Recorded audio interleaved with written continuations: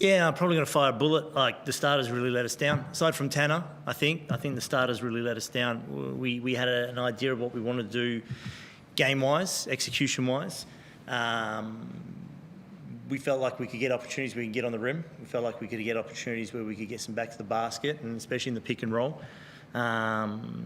We open up with the turnover, but it was off the back of guys were executing, unselfish. We turn it over, so be it. Tanner hits a three. Then P comes down, misses a three, and then we miss another three, and then Taran misses a three, and we call a timeout, and it's like, okay, let's go back to what we talked about, and then we come out of the timeout, and we get in execution, but we miss the shot, and Taran gets to the foul line, and Tanner makes a three, and the score's 7-12. And then we go under on DJ. Taran goes under on DJ. DJ hits his second three because he just nailed one the possession before, which, don't go under on a shooter. And then we get into this pissing contest with them where, again, P comes down, shoots a three, Rob shoots a three, Tanner shoots another three, and we call a timeout. Now the score's 7-23. We come out of the execution, we've rotated guys through. The first possession is KG shoots a three. And it wasn't till we had Kyle and AK. AK got to the foul line, and then there was the next possession. I can't remember what it was, but the following possession was AK got on the rim and dunked it. And it's like, okay, it took our bench to really make up the effort. I thought we weathered the storm a little bit in the second quarter. We just really had an emphasis of winning the second quarter, regardless what the score was. We come out at halftime, and I think, again, the starters let us down. We got it on a little run where I thought Alex was good effort, especially off the bench. I thought AK was great. I thought Kyle was good. We get it to 19, and Taran tries to do something cute behind the back to Alex when he had Kyle wide open on the three. So I think, a lot of it was nothing to discredit. I mean, DJ Vasiljevic shot the hell out of that ball. But he got feeling good because we're going under on screens. So, no, that was disappointing. That was really disappointing, I thought, I don't always try and point fingers in this scenario, but in this case, no, the starters really let us down. I guess, Kyle, from your perspective, Adelaide ran over to Perth and then come here and basically knock you guys over, and you could do the same coming from a Brisbane win. Why do you think that was? Like, what was the energy like? Why couldn't you get the job done? It's a tough one. You never use travel as an excuse. I think it's probably been a little bit of a story of ours at times where we put together, 3 quarters or 2 quarters of great basketball. Really outside of that first quarter, we're in the game. So there's no excuse to start a game that way. I didn't feel like the energy was flat in warm-ups or anything like that. I just think, obviously DJ getting hot, and as Forde just spoke about, us making errors on our own terms. So that's a learning curve for all of us moving forward. You can't wait to be punched in the face before we start playing. So, I don't think it was necessarily travel, anything like that. You can throw all the excuses out you want, but at the end of the day, it's... No, because Adelaide travelled from Perth. Exactly right. It came via Brisbane. No, what it is a lack of maturity. It's quick to... You can go one or two ways. You can either be aggressive and step up to the mark, or you can hold each other accountable. But what ends up being is just a sulkiness. And so the sulkiness, right, is infectious, just like every other type of energy. So then it's like, well, he's getting these shots, now I'm going to shoot him. Rather than sitting and say, that's not a good set, or that's not a good shot, hey, let's run this instead. We're so quick to go, well, if you're doing that, now I'm going to do that. And then quickly it spreads to a run on the opposition.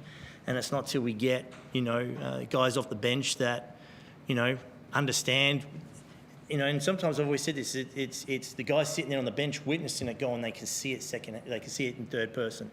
They can see it play out and go, oh yeah, I see the lanes that are available. I see when AK hits on the screen and he rolls compared to when someone else hits on a screen and doesn't roll. I see what happens with the extra pass. Okay, I'll go out there and do it. And again, I highlight Alex, the times where he cut, just in that last quarter, where he cut from the corner on AK's roll, knowing that it was his man tagging AK, so that created him a wide open layup. Okay, well, why is it, again, the guy that's only played 11 games understands it, and yet I got guys who are, a little bit more experienced. No, they're sulky. They're sulky. When it's going our way, it's great, and it's all kumbaya, and everybody's too nice. And then when it's like this, everybody gets sulky. They don't hold each other accountable, and they don't step up to the standard. They just sit there and sulk.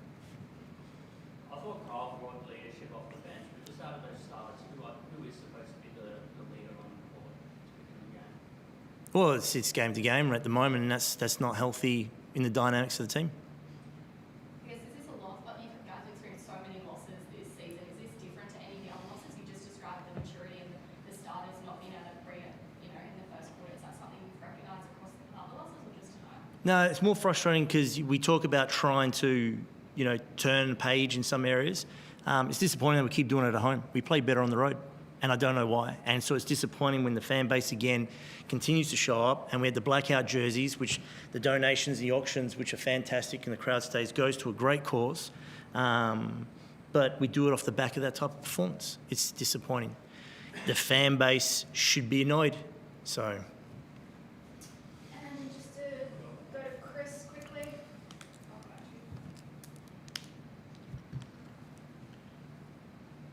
Chris, you ready? Yeah, sorry. No.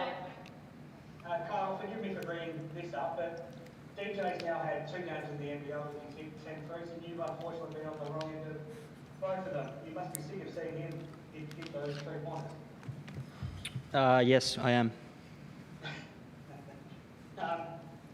Looking to Thursday night, you did so well against the Hawks last time. What are you expecting now when they come into your building on Thursday night, right? A different starting 5.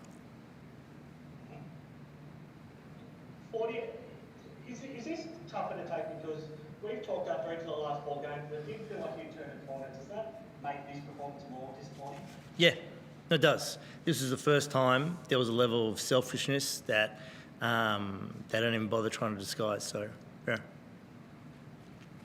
And I don't. And this is important. I don't care how this looks. We need to start being adults and mature and professional. And they collect a paycheck, and they don't understand what it's like to work a regular job and shovel the shit. So sometimes you get a little bit entitled, and sometimes you get a little bit precious, and when you don't know what the other side looks like.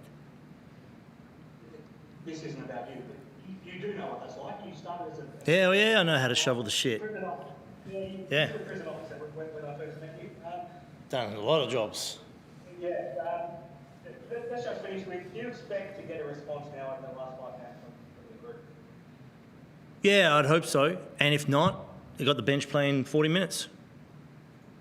Because, again, I look at someone like Alex, and there's a dude who's, 24-year-old DP, and there's a level of hunger with him that hasn't had an opportunity, and he's absolutely cashing in on it. So I'll ride with guys like that. Perfect. Thanks, guys. Cool. Thanks, everyone. Thank you. We'll cut it that way, but, thank you. Done. Thank you.